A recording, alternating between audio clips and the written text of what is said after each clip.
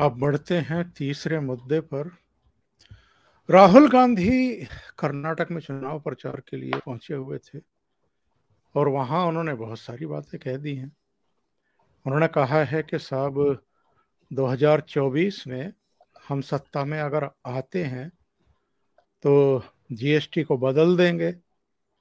अभी जो जीएसटी बनाई गई है वो तो अमीर लोगों की मदद करने का काम कर रही है।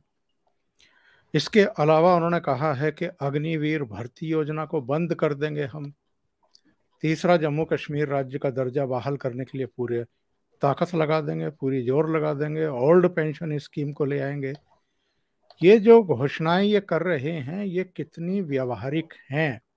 और अभी हमें ये नहीं भूलना चाहिए कि अग्निवीर भर्ती योजना पर सुप्रीम कोर्ट का भी फैसला आ गया है। उसने भी मोहर लगाई है और ये कहा है कि ये राष्ट्र हित में है। हमारे सेना की जो एक उम्र घटाने की आवश्यकता थी वैश्विक चुनौतियों को देखते हुए, उसके लिहाज से ये सही है। और जीएसटी जब से लागू हुआ है, हालांकि शुरू में कम रेवेन्यू मिल रहा था, लेकिन इधर तो 1.5 लाख करोड़ के आसपास रेवेन्यू जीएसटी से मिल रहा है। और जो हम पूरे देश में विकास होते हुए देख रहे हैं उसमें भी कहीं ना कहीं इस कलेक्शन की भूमिका होती है। जम्मू कश्मीर हो, ओल्ड पेंशन स्कीम हो, ये सब मुद्दे वो क्यों उठा रहे हैं और क्या लोग इन मुद्दों पर उनको और कांग्रेस को सपोर्ट करेंगे?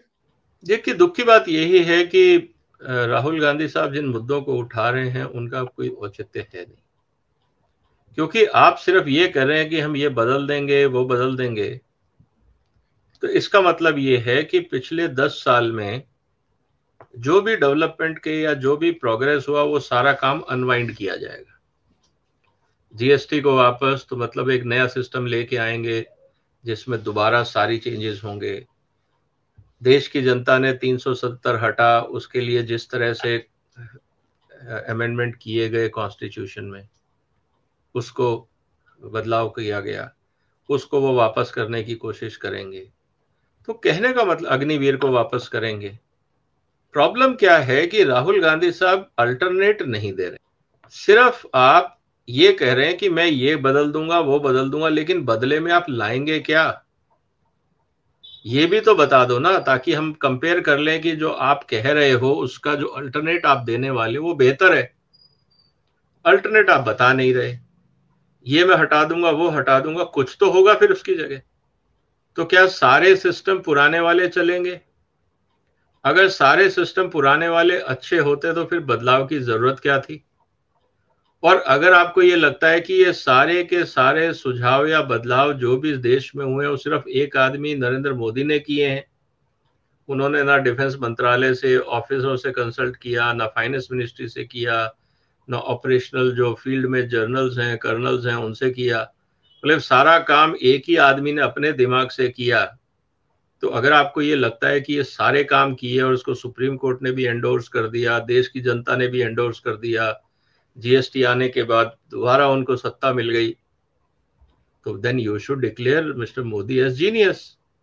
क्योंकि एक आदमी इतने बड़े बड़े डिसीजन ले रहा है और उसको हर तरफ से समर्थन मिल रहा है, कोर्ट्स का समर्थन मिल रहा है, जनता का समर्थन मिल रहा है, तो फिर राहुल गांधी को तो ये मान लेना चाहिए ना कि नरेंद्र मोदी इज जीनियस।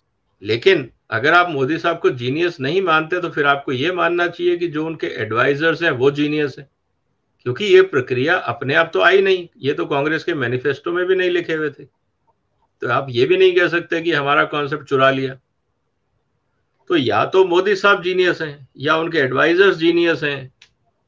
कहने का मतलब ये है कि राहुल गांधी साहब जो मर्जी कहें, लेकिन जब तक आप अल्टरनेट नहीं दोगे तो भरोसा कैसे होगा? हम किस पे भरोसा करें कि राहुल गांधी को वोट हम दें, ठीक है, लेकिन आपने ये तो नहीं बताया ना आप करोगे क्या। हो सकता है आप इससे भी खतरनाक काम कर जाओ। तो मुझे लगता है कि आज की जनता इन भुलाओं में आती नहीं है। लोग तो ये कहेंगे कि हम आप पहले प्रपोजल तो दो। ये बात हो गई कि आप कह रहे हो कि मेरे को आप अपना एडवांस बुकिंग कर लो, माल क्या आएगा वो मैं बाद में बताऊंगा। कौन करता है सर ऐसे? आज लोग अगर छोटी सी एडवांस बुकिंग के 10 रुपए भी देने होते हैं, लोग वो नहीं देते। आप तो ये उम्मीद कर रहे हो कि लोग आपकी बात पे भरोसा करें, वोट दे दें, और बाद में आप पिटारा खोल के बताओगे कि उसमें से क्या क्या निकलेगा। जनता वो नहीं रही। जनता कहती है अप फ्रंट आके सामने सीधी सीधी बात करिए, जमेगी तो हम आपके साथ चलेंगे, नहीं जमेगी तो जो चल रहा है उसको चल रहा है।